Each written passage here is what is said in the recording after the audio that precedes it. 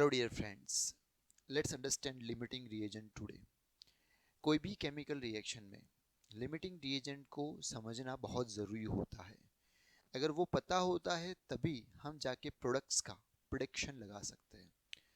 So what is limiting reagent? Limiting reagent, the reagent which consumes first in a chemical reaction, it is called as limiting reagent.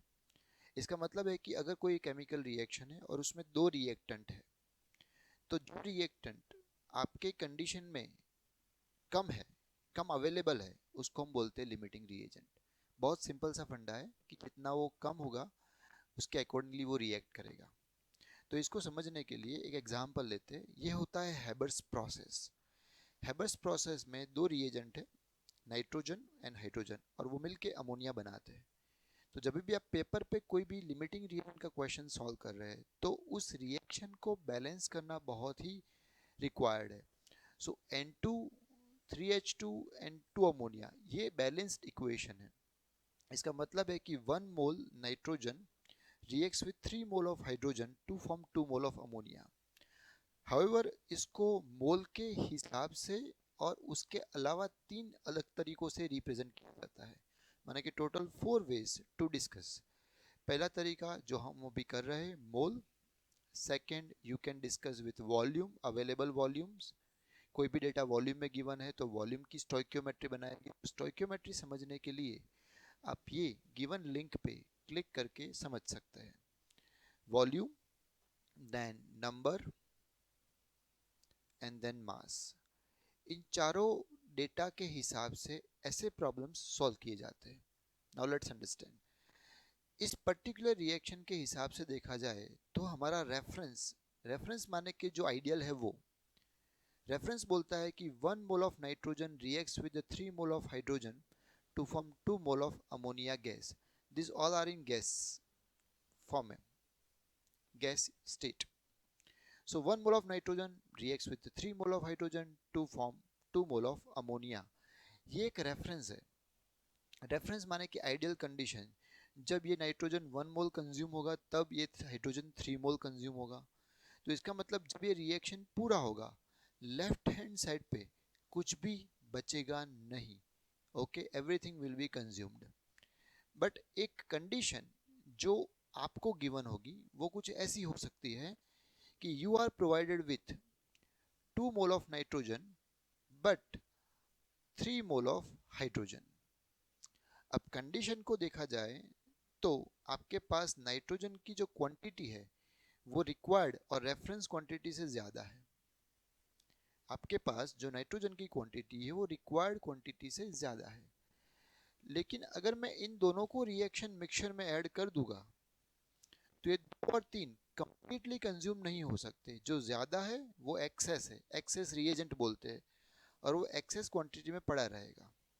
अगर दूसरे तरीके से सोचे तो ये कुछ ऐसा है कि 1 के लिए 3 रिक्वायरमेंट है तो 2 के लिए यहाँ पे 6 मोल हाइड्रोजन गैस की रिक्वायरमेंट होती है। ये रेशियो 1:3 है तो ये 2:6 होना चाहिए। लेकिन यहाँ पे हमें हमारी कंडीशन के हिसाब से सिर्फ 3 मोल प्रोवाइडेड है। तो रिएक्शन में अगर मैं रिएक्शन करूँगा तो जो कम होता है वो पहले कंज्यूम हो जाता है। सो अकॉर्डिंगली ये जो 3 मोल है, that is for this particular condition this hydrogen is called as limiting reagent. वो कम गिवन है और ये एक्सेस है, इसके लिए इसको हम बोलेंगे लिमिटिंग रिएजेंट। अगर ये रिएक्शन को चला दिया, आगे ले गए, तो ये 3 मोल सिर्फ इसमें से 1 मोल को ही कंज्यूम करेगा as per the rule. Okay, और बाकी का जो 1 मोल है that is excess in quantity, और वो ऐसे ही पड़ा रहेगा। इसका मतलब ये हमारे लिए हो गया एक्सेस रिएजेंट ER और ये हो गया लिमिटिंग रिएजेंट LR। तो आप इस रेशियो मेथड से फाइंड आउट कर सकते हो और आप सिंपल कैलकुलेशन से भी फाइंड आउट कर सकते हो। Limiting reagent is very much necessary. क्यों? क्योंकि उससे जो प्रोडक्ट बनते हैं वो उस लिमिटिंग रिएजेंट की क्वांटिटी को फॉलो करते हैं। इट इज़ सो सिंपल कि अगर ये 3 मोल ही कंज्यूम हो रहा है तो यहाँ पे 1 मोल ही कंज्यूम होगा। तो अगर मुझे कोई कैलकुलेशन कोई रिलेशन बनाना है तो मैं इसके हिसाब से बनाऊंगा.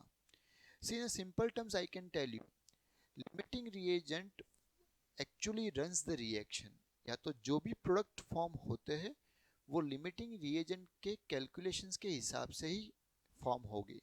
तो अगर मान लो ये 3 मोल है और 2 मोल अमोनिया बन रहा है, इसका मतलब यहाँ पे 3 मोल है जो कि लिमिटिंग रिएजेंट है, वो 2 मोल ही अमोनिया बनाएगा.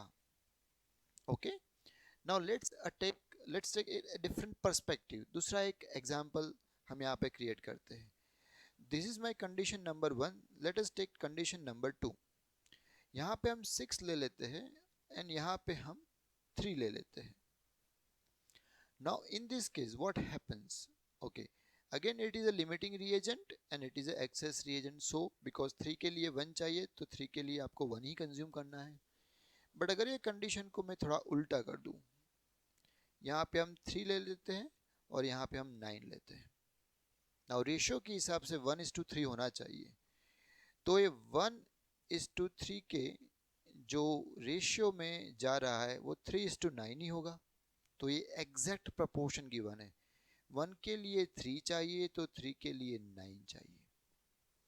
लेकिन अगर यहाँ पे 3 है और यहाँ पे 10 है, माने कि 10 मोल्स है, तो 3 के हिसाब से वो 9 ही चाहिए. लेकिन आपको यहाँ पे 1 मोल एक्सेस गिवन है और 9 मोल तो ये कंज्यूम करेगा 1:3 के रेशियो के हिसाब से. तो ये एक्सेस रिएजेंट एंटायरली हो गया और ये हो गया आपका लिमिटिंग रिएजेंट. तो आपकी कंडीशन में जो रेफरेंस के हिसाब से कम अवेलेबल है उसको हम बोलते हैं limiting reagent. And this is how you can find limiting reagent, you can run reaction through limiting reagent, you can solve many problems through limiting reagent. Limiting reagent जितना होगा उसके हिसाब से बाकी के रिएक्टेंट उससे रिएक्ट करेंगे और जो रिएजेंट अदर है वो एक्सेस होने के कारण एक्स्ट्रा पड़े रहेंगे, वो रिएक्शन में पार्टिसिपेट नहीं करेंगे. And this is how you can solve the problems of limiting reagent. I hope you understand.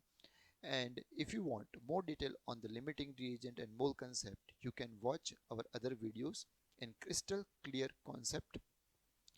Thank you for watching. Keep on watching. We will be guiding you more and more. Thank you.